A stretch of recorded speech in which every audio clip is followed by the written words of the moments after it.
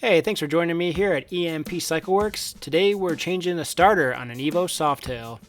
Start by disconnecting the negative of the battery so we can go into the primary safely. Remove the outer primary cover bolts and expose the inner primary.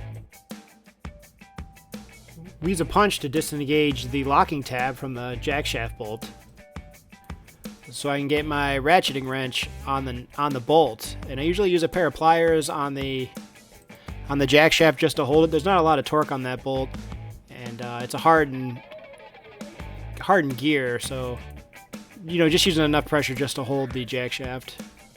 And then we take out the clutch snap ring, and I have this little tool to lock the primary, removing the clutch and the motor nuts. On these older Evos, the clutch nut is a left-hand thread, so you reverse it by turning it clockwise. Once you get those nuts off, take a 9/16 socket and remove the tensioner nut and washer.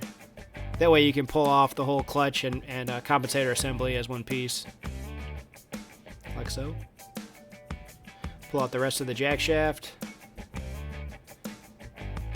Now we've got to remove the oil pan, so we start by taking off the battery and draining the oil. These models have a tube with a little plug in it, so you just loosen up the hose clamp and pull the plug and drain out the oil. Helps if you pull the dipstick. And then there's 3 lines going to the motor. You want to loosen up the hose clamps and then pull off the lines from the motor. If you're not replacing the lines, they're pretty easy to tell where they go. Now you can't see, but there's a little mount on both sides of the oil pan in the front. So on the left and the right side, and then there's 2 bolts holding it in from the top where the battery goes. Now you want to snake the positive cable through the battery box and out the bottom of the oil pan. And remove the oil pan from the bike. And on this particular configuration, I got to remove the exhaust pipe. So if you're finding this video helpful in any way, go ahead and hit the like button for me and leave a comment. And tell me what I'm doing right or wrong here. Also, make sure you see the link in the description if you want to see how I diagnosed that this particular bike needs a starter. In there, I also have a link to my website you can check out, as well as some other pretty cool performance engine builds and service and maintenance playlists that I have linked down there. Now, enough of my monotone rambling. Let's get back to replacing this starter. Thanks for watching. In order to get the oil pan out, you need to completely remove the bracket, not just unbolt it from the oil pan. And then the oil pan comes out. Now we have access to the starter. So we disconnect the 50 terminal and the mounting bolts. There's two 1/4-inch bolts on either side of the starter. Now the circuit breaker looks pretty nasty, so I'm going to hit it with some WD-40 to try to remove the bolts, because we are going to replace that. Sometimes you have to hold the circuit breaker with a set of pliers and hit it with a little impact to not break the bolt loose when it's rusted like this.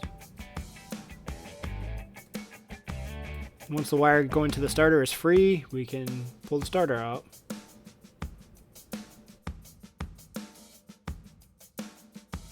Now I'm going to clean the mounting flange.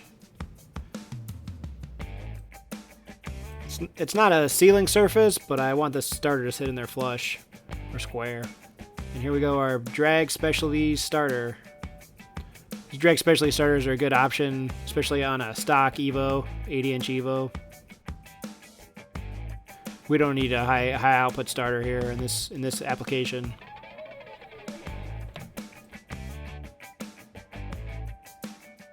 Pull it out of the bag, and then stick it in the same way the other starter came out.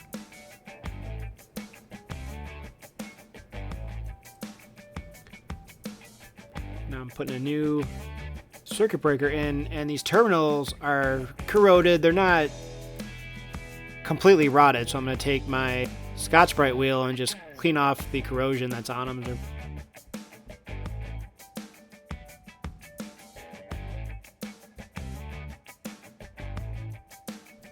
And then once that's done, I'm going to hit them with some dielectric grease. These are open to the air. Dielectric grease will just keep them from corroding. At least slow down the corrosion. And then we tighten down the nuts, and we got to get the battery cable off the old starter. So we remove the nut.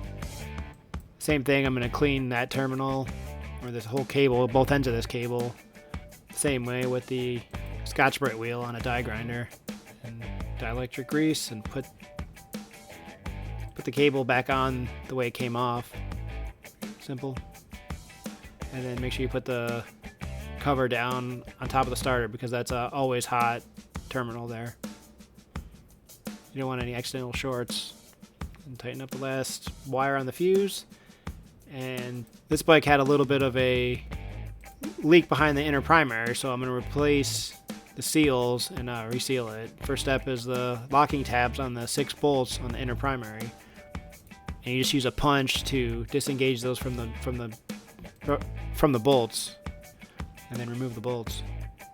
And you can see I have the oil pan already installed, because I kind of did this backwards. I should have done this when the oil pan was already off. But as I edited the way I should have done it. So then the primary comes off.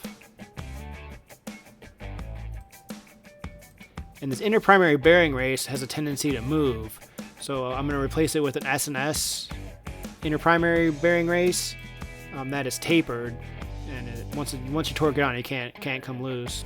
And I'm using a Jim's V-twin tool to remove it.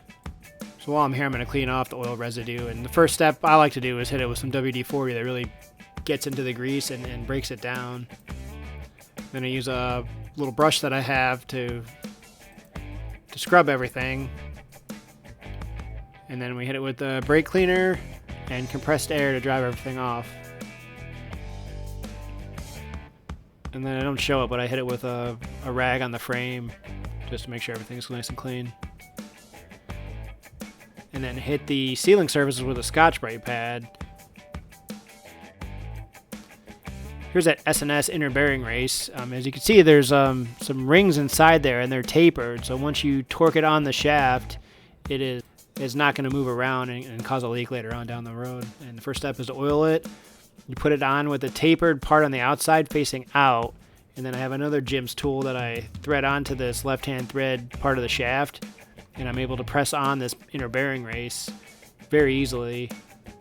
I wouldn't want to knock this on with the hammers because it's a really tight fit, and you'd put a lot of pressure on the transmission if you did that. So this basically just goes on until it stops. I mean, there's a torque spec, but I don't have a crow's foot to torque it, so I always find that if you tighten it till it stops, it's good. And then remove your tool. And that's installed, and that's the Jim's tool. Really nice stuff. And then we need to reseal the inner primary, so the inner seal comes off. And Harleys go on with like the cup part face out, but these James seals, the cup part faces in, so the spring faces in, so it goes on like a normal seal. Then knock out the starter seal with a socket, and then knock it back in with the socket. You just want to make sure it's flush and it goes in straight. So here's where cleanliness is very important. There are 6 bolts that go through the inner primary and mount to the engine and the transmission, and there's no seals on those, so we need to use some sort of a sealant to seal the mating surfaces.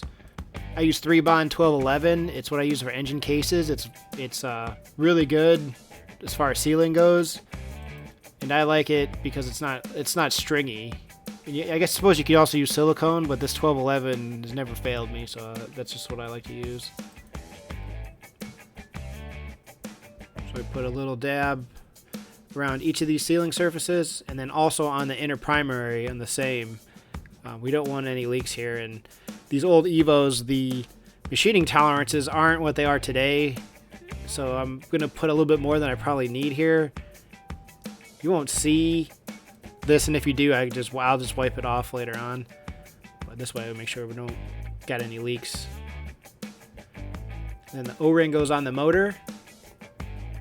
Usually use grease on this just to help it seal and also go on easier.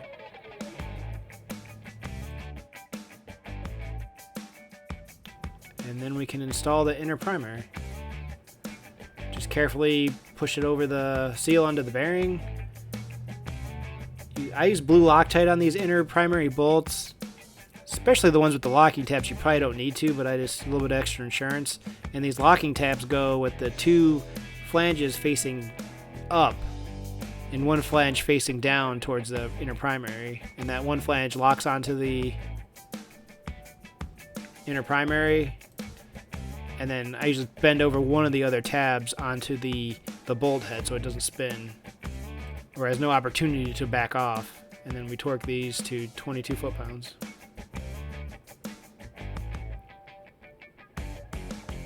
And make sure you bend over the tabs. Very, very important. You always double check this. If one of those bolts came off, you'd have a bad day. It'll go into the primary and damage some stuff. Now we can tighten down the starter bolts.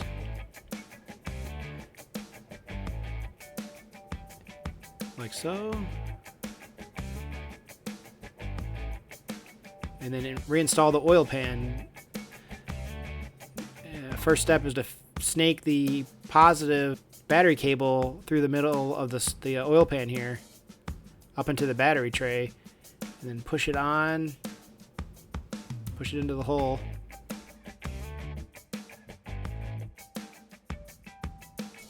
Connect our oil lines, which are fairly easy to see where they go, especially if you're not replacing the oil lines. Tighten down the hose clamps, and we're going to reinstall our exhaust at this point.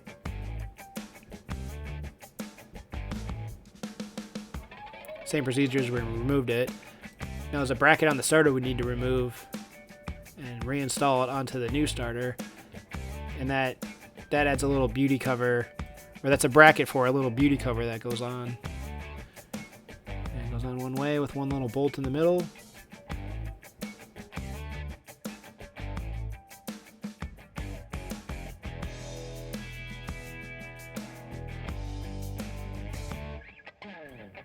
A little bit of torque, nothing crazy. And now we can install the jack shaft back onto the starter. What it didn't show is the interconnect piece that goes in between the starter and the jack shaft. That's got to go on before the starter goes on. Don't want to forget that, because at this point you have to pull the inner primary off to put it back on. So tighten the jack shaft bolt and make sure you move over the locking tab. At this point we can put the primary chain with the clutch and the compensator back on the motor. Make sure you index the tensioner onto the rod as soon as you put this together and push it on. Now use red Loctite on the motor sprocket bolt and on the clutch bolt. Just a dab or one little drop. Again, you don't want this coming apart. And I use red because it's a steel bolt on a steel shaft, so we don't got to worry about threads. So I took the motor nut to 130 foot-pounds and then the clutch hub nut to 80 foot-pounds, using my locking tab to lock the primary chain. And now we set our tension to 5 to 7/8 cold. So make sure you double check.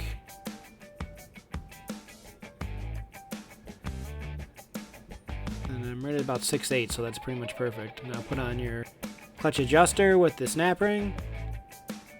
And I find if you don't mess with it, you don't need to readjust the clutch, but always check it. You might have to adjust it after you get it all together. Well, these Softails have two seals on these mounting flanges for the inspection cover. And a little bit of that 1211 just to hold the seals there as I put the primary cover on and get a couple bolts on. And then the trick is just to get a couple bolts in here to hold the gasket in place. Well, we get blue Loctite on all our fasteners, and in a crisscross pattern you install them.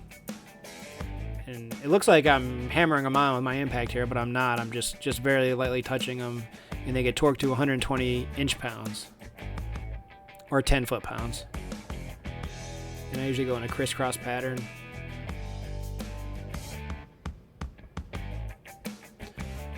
And we're going to use a Bel-Ray V-Twin primary crankcase oil here. I love this stuff. It's very good on clutches, and it quiets down most primaries.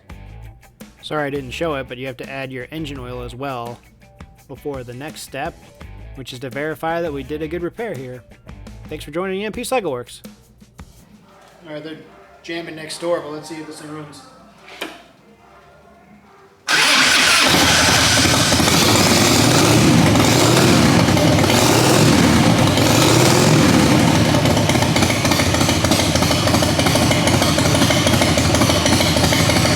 Alright, next step, take it for a test drive, we're all set.